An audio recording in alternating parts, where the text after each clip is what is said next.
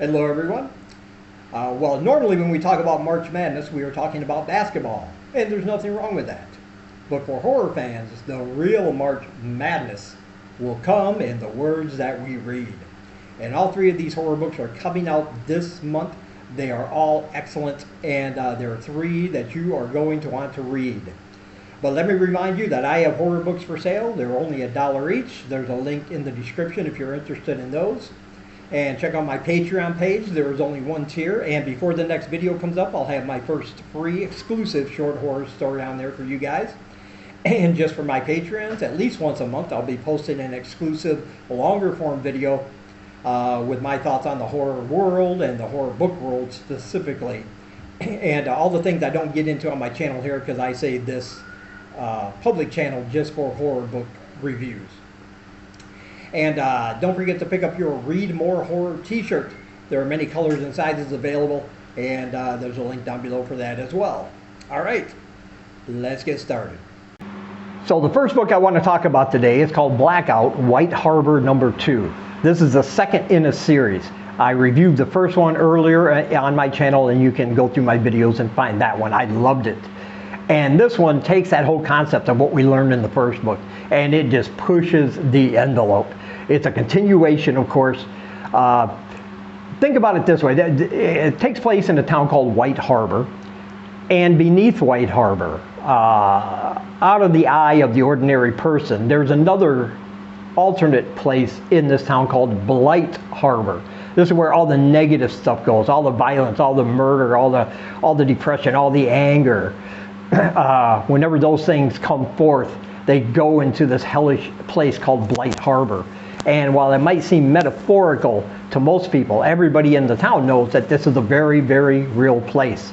There's a cult in town, and one of our characters, his mother, is like the main cult leader, and she is a great villain. Let's put it that way. You will feel no love for her. She only cares about her religion. She only cares about her God. And anybody that tries to defy her or do anything against that, they're going to be met with the most brutal punishments you can think of, because this God they worship is very real, and it resides in this place called Blight Harbor, in this town of White Harbor. And everybody is scared of her because she has this evil deity on her side, because she's the leader. And basically think of Stephen King's It, in the vein that this book takes place with this group of characters that we meet as children and teenagers in the first book, and we'll even do some flashbacks in this book. And then the events of the first book, we're going to see in this one how that's affected them as adults, where their lives are after the events that took place in that first one, and truly how this has not stopped. There's a creepy old house, and inside this house is like the gateway to this Blight Harbor place. It's a hellish, nightmarish place. But if you get hurt there, if you get killed there, that is very, very real. And this is what is being used to manipulate them and the rest of the town to do the bidding of this cult's god, kinda. You'll have to read about it to find out, but it's a very thrilling, very frightening story. All these characters are varied, and they're rich, and they're descriptive. Their dialogue rings very true, and this book ends on a hell of a cliffhanger. And man, I can't wait for the third book to come out. You just have to read it for yourself. It's absolutely worth your time, absolutely worth your money. And there is a pre-order link in the description to pick up your copy of Blackout, White Harbor Book 2. I highly, highly recommend it. And next we have Price Slashers. Now, this one is very unique. It's 3 novellas from 3 different authors: Chisto Healy, Michael R. Collins, and Erica Summers. But it's unique because they were just given a prompt. They were each given the same prompt. A woman named Melissa is running out of a grocery store called Price Slashers, screaming and covered in blood. And then they were given the task of writing a novella based just on that prompt. What happened? What led up to that? Why is she covered in blood? Why is she running out of the store screaming, and that kind of thing? And they have come up with 3 very different but very terrifying novellas based on that one prompt. And I absolutely love that concept. And Chiso Healy starts us out with a serial killer kind of story about secret rooms in that store that has a torture room. One of the victims gets away, she escapes, but it's something else. This story is very twisty and turny. There's a huge twist in there that's going to let you know not everything is as it seems to be. And Chiso Healy has this way of writing. He had some really dark humor in there. The cops are Italian, and so there's all this kind of American Italian dialogue and slang going on. I really like that. And the other thing about this book is that all 3 stories prominently feature bisexual characters, and it's just really good coming at it from this perspective. Yeah, the serial killer detective story, but things are going to get really weird in this one, and I absolutely loved it. And then Michael R. Collins, his story is a little bit out there. It concerns these people inside this store, price slashers, and the girl Melissa, the woman Melissa, and yet they find themselves in a place where every time they try to leave, they find themselves right back inside the store. They're in this other world, this other dimension that seems to be hidden in this store, and all they have are these long hallways, and down every hallway is some kind of monster, some kind of monstrosity, something that is very much trying to kill them based on their worst nightmares. So not everybody sees the same thing, and as they're trying to escape, they can't see a way out because every tunnel, every hallway, every door, even the front door, leads to something even more horrifying. And so they have to figure out how and if they can escape this hellhole they found themselves in, and why this is happening to them. Yeah, I absolutely love this story as well, and I think you will too. And then Erica Summers gives us one that is like, holy shit, extreme splatterpunk good.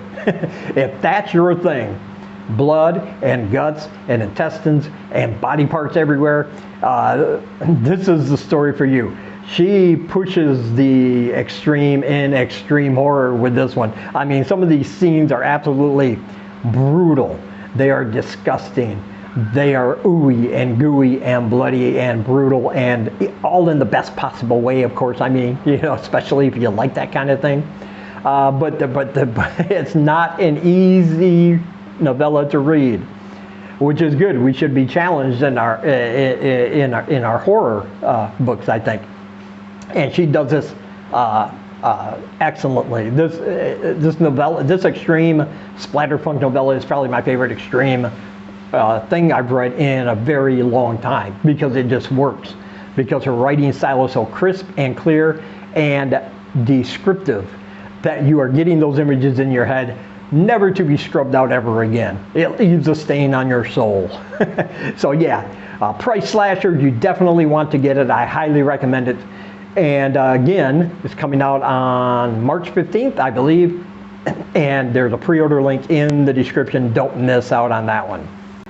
And next we have The Haunting of Belwood. Now this one's coming out on March 5th, so just a few days away from when I'm making this video. This, if you think it's just about a haunted house, you are wrong.